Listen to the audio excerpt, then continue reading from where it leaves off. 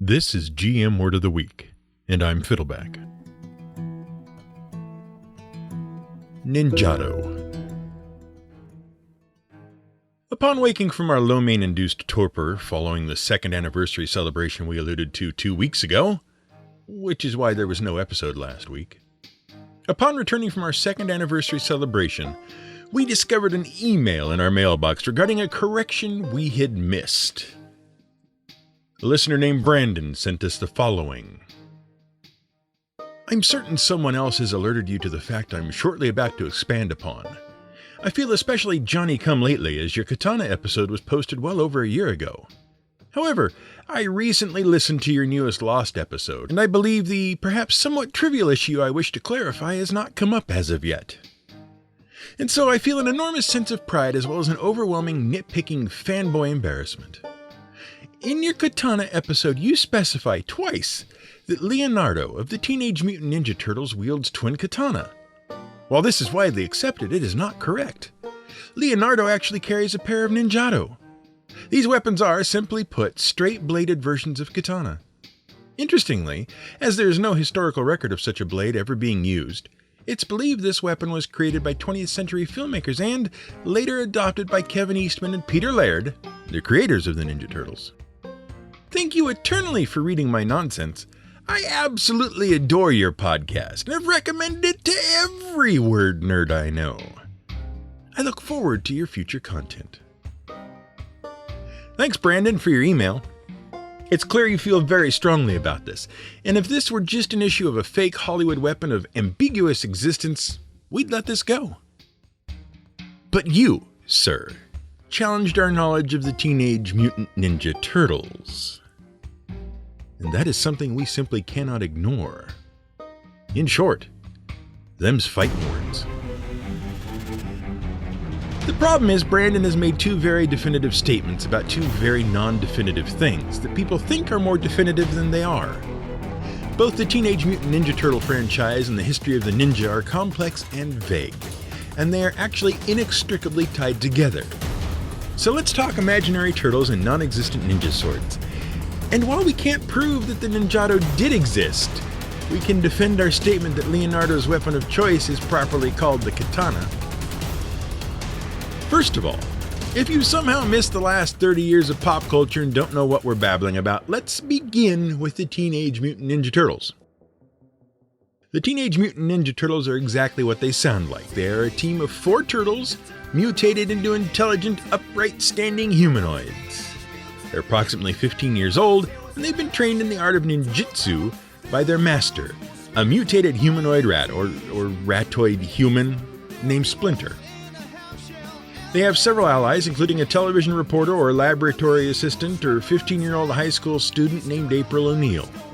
And they fight the Shredder, who is a human master ninja from Japan when he is not a reborn ancient Japanese Tengu demon or a robot ninja suit worn by an alien from outer space. They also fight the extra-dimensional alien brain named Krang, except when they are fighting the alien slugs called Utrom. Except when they are fighting a whole race of alien brain slugs called Krang who are all named Krang. See, it's complicated. And the reason why it's been complicated is that there have been many different incarnations of the Teenage Mutant Ninja Turtles franchise. There have been, to date, 6 major comic series, 5 major television series, and 6 feature films, 3 of which form one standalone trilogy, 1 of which stands alone as a sequel to one of the animated television series, and the most recent 2 forming a new standalone series. There have been numerous video games, tying into various other media or standing alone. There has even been a tabletop role-playing game. There's also been at least 1 substantial animated miniseries, 1 made-for-TV movie crossing over several of the different franchises, and even a concert tour. Yes, a concert tour. Going over the entire history of the franchise would take days, so we're going to have to focus if we want a definitive answer as to what weapon Leonardo wields. Leonardo is one of the 4 Ninja Turtles. See, when Splinter, the mutated rat human or human rat, adopted the turtles, he decided to name them after his favorite Renaissance artists. Leonardo was named after Leonardo di Piero da Vinci. By the way, that mouthful just means Leonardo, son of Master Piero of the city of Vinci. The reason he goes by that mouthful instead of having a proper surname is because he was born out of wedlock. Everyone knows Leonardo da Vinci as the example of a Renaissance man. He was a polymath, someone skilled at doing lots of things. He was an inventor, a philosopher, an artist, a scientist, an engineer, and a mathematician. Who were the other turtles? Fine, just to add a little bit of culture to this discussion, we'll run through them. Raphael's namesake was Raffaello Sanzio da Urbino. He was an Italian painter and architect who is most famous for portrait work and for a number of rooms he designed and decorated in the Vatican Palace. Michelangelo was named after Michelangelo di Ludovico Buonarroti Simoni. Today he's about as famous as Leonardo da Vinci, and he is known for his most famous sculpture David and his most famous painting on the ceiling of the Sistine Chapel. Finally, Donatello was named after Donato di Niccolo di Beddo Bardi. He's much less well known than the other three and worked primarily in sculpture and wooden bas-relief. Anyway, each of the Ninja Turtles was trained to wield a specific ancient Japanese weapon. Donatello wielded the bow, a Japanese quarterstaff. Michelangelo used a pair of flail-like nunchaku. Raphael used a pair of parrying daggers called the sai, and Leonardo wielded... Well, here's where we get to the crux of the issue. He is popularly referred to as wielding a pair of katana. You know, the curved Japanese longsword we discussed back in that one episode. But his blades vary in length from depiction to depiction. That's bad enough. But his blades are also depicted as straight blades in some versions.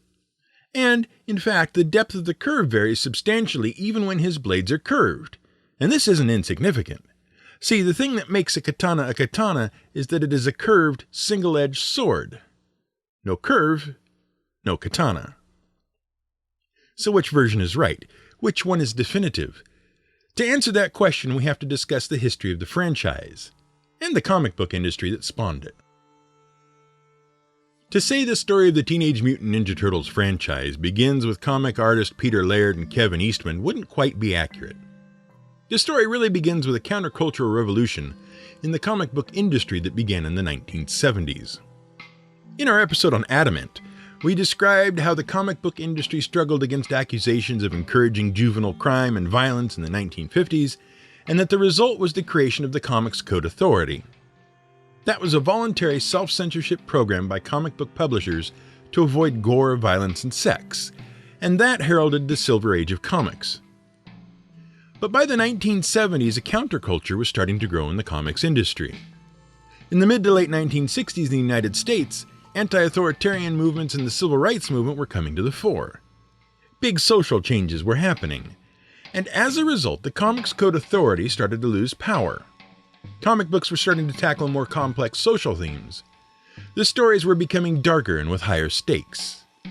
And then, in 1973, a major event shook the comic book community. Spider-Man's girlfriend, Gwen Stacy, was killed right there in the pages of Amazing Spider-Man issue number 121. She died when Spider-Man inadvertently broke her neck, trying to rescue her from a fall. And that heralded the so-called Bronze Age of comics. During the Bronze Age, several famous comic book authors rose to prominence. Frank Miller took over writing on Daredevil and then Batman. Remember that Daredevil thing, that's important. Alan Moore wrote his dark and gritty deconstruction of the entire superhero genre, Watchmen. And comics began to gain acceptance as an art form rather than just as silly stories for children. But two other things happened during this era of supreme importance. First, this was the era that the feature films Star Wars and Jaws basically created the modern concept of summer blockbuster films. And second, this was the era where comic publishers began to make as much or more money with toys, t-shirts, and other merchandise. It was the era of movie tie-ins and licensed products. Eastman and Laird found themselves working in this era of comics, and they were fans of numerous comic books of the day, especially of Frank Miller's take on Daredevil. Daredevil tells the story of a man who is blinded but left with other super senses after a traffic accident exposes him to radioactive waste. He then takes on violent street gangs and organized crime in some of the darkest parts of New York City. Now, Eastman and Laird possessed a great sense of humor. One night, while working late at Mirage Comics, Eastman suddenly doodled a humanoid turtle wielding a pair of nunchaku and labeled it a Ninja Turtle. The two were reportedly overtaken by a fit of giggles at the absurd premise and soon drew several more. At first, it was a joke, just something to break the late-night monotony. But the pair soon worked their idea into a comic book filled with homages to their favorite comics, especially Daredevil. In the comic, the canister of radioactive sludge that mutated a quartet of pet diamondback terrapin turtles was the same one thrown from the truck that blinded Matt Murdock and turned him into Daredevil.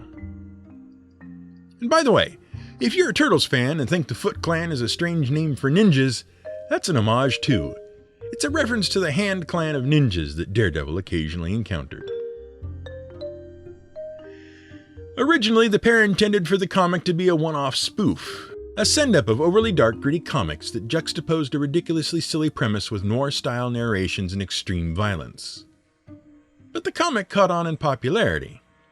Laird and Eastman borrowed some money from Eastman's uncle and founded Mirage Studios to publish their new comic.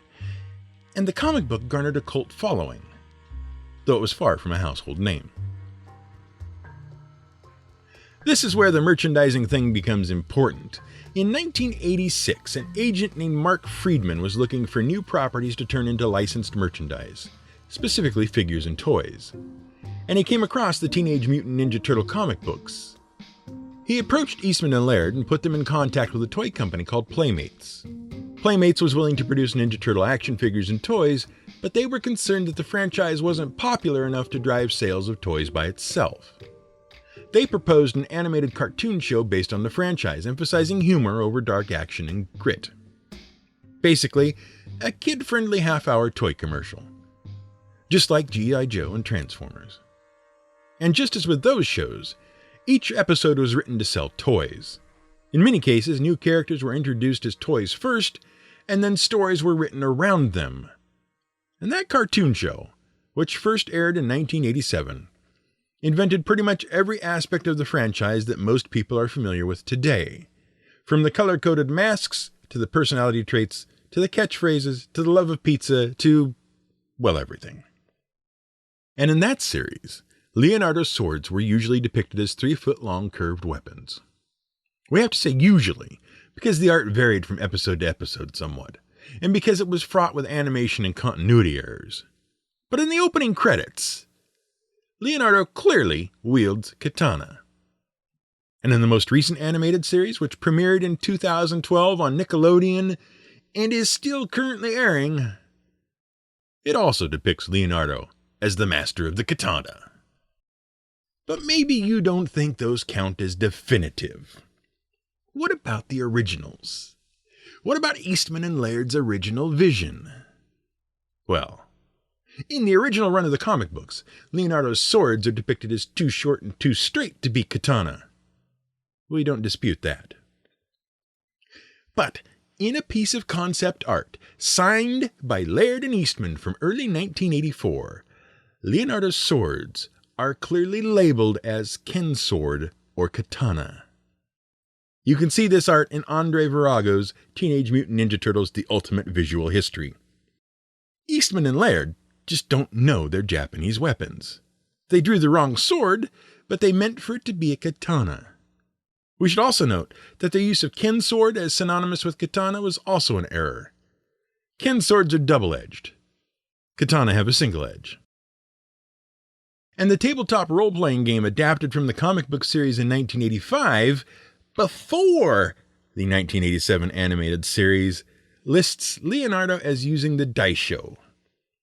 Daisho refers to wielding a katana and a similar but shorter companion sword known as the wakizashi. Remember that. The wakizashi is basically a shorter cousin to the katana. It is also curved and straight-edged. But let's say, for some reason, you don't care about the Teenage Mutant Ninja Turtles and our accuracy regarding their armaments. What does any of this have to do with a non-existent weapon? Well, that brings us around to the Ninjato. The Ninjato, also called the Ninja Ken or the Shinobi Katana, which are all names that pretty much just translate to ninja sword, is a straight, single-edged sword with an angled but not a pointed tip. It's usually about 2 to 3 feet long, and it has a square guard called a tsuba. It very much resembles a wakizashi, except that it is straight and not curved, and the guard is considerably larger and squarer in shape.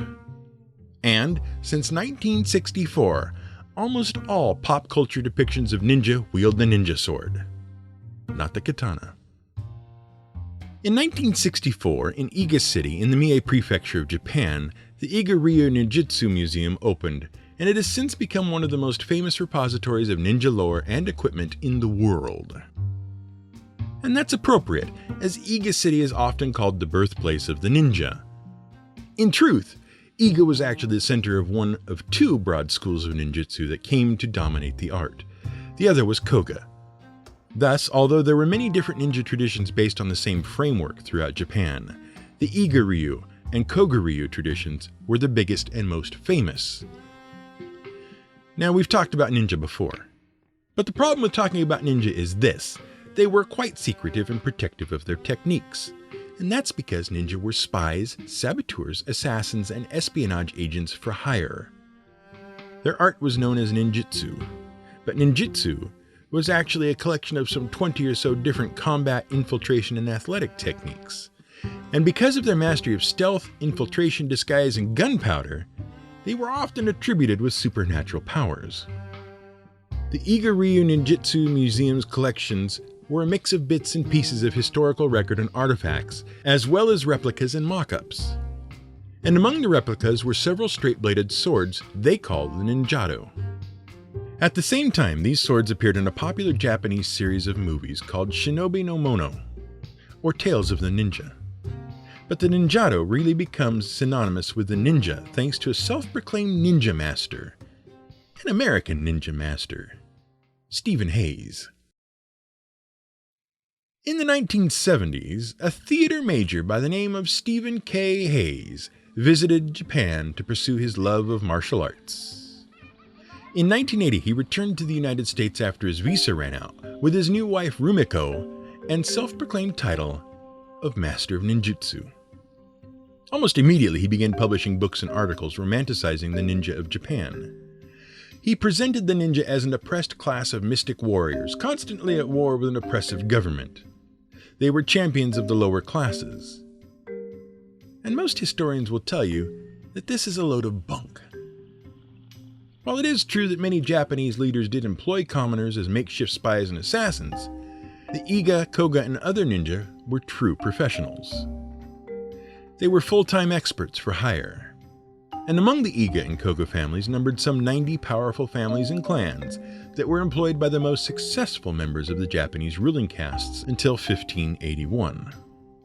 That is, until the warlord Oda Nobunaga systematically laid waste to the ninja clans in the mid-1580s. The few surviving ninja continued to practice their art in secret, becoming bodyguards and spies for hire. In the 18th century, it appears that some of the remaining ninja formed the foundation for the Japanese government's first true intelligence agency and secret police force. Now, despite his dubious historical accuracy, Hayes' multitude of books about ninja history and ninja techniques became extremely popular, and his formidable martial arts skills gained him a great deal of notoriety. Black Belt magazine named him one of the 10 most influential martial artists of all time, and he basically invented the American popular culture version of the ninja, black pajamas and all. Yeah, see, historical ninjas probably preferred disguises or actual camouflage to black pajamas. In fact, his writings were responsible for the sudden explosive popularity of ninjas in the 1980s. The same popularity that led to Daredevil fighting hand ninjas, and to comic artists doodling Ninja Turtles to pass the time. Hayes actually had a lot to say about ninja sword technique, and about what swords ninja used. He explained that the oppressed, downtrodden, impoverished ninja could not afford to avail themselves of the work of master swordsmiths. So the katana and the wakizashi were unavailable to them. Instead, they developed a smaller, more easily concealed straight blade. the Ninjato, a sword he probably learned about thanks to Japanese cinema and the Iga-ryu ninjutsu museum replicas. And as a result of his articles and books, modern sword manufacturers actually started selling replica ninja swords in the pages of Black Belt and other enthusiast magazines. The problem is that there is no historical evidence that the Ninjato ever existed. The only examples of the weapon are replicas, and the earliest of those were manufactured in the 1960s. So the whole thing is a myth. Or is it? What writings we do have from the time point strongly to the ninja favoring smaller and straighter blades. One scholar of Japanese medieval history, Dr. Stephen Turnbull, has written about the importance of the sword in ninjutsu as both a practical tool, an instrument of assassination, and as a weapon. He posits the ninja might have preferred wakizashi with less pronounced curves, and that they may have fitted them with modified tsuba, those squarish guards, that would serve them well in their work.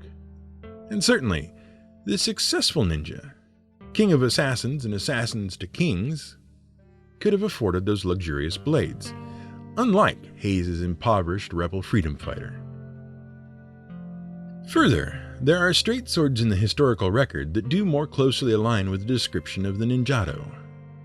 These swords, like the chokudo, which literally means straight sword, predate the era of the katana and the wakizashi, but the predecessors to the ninja that were getting their start in the 1200s may have relied on such blades.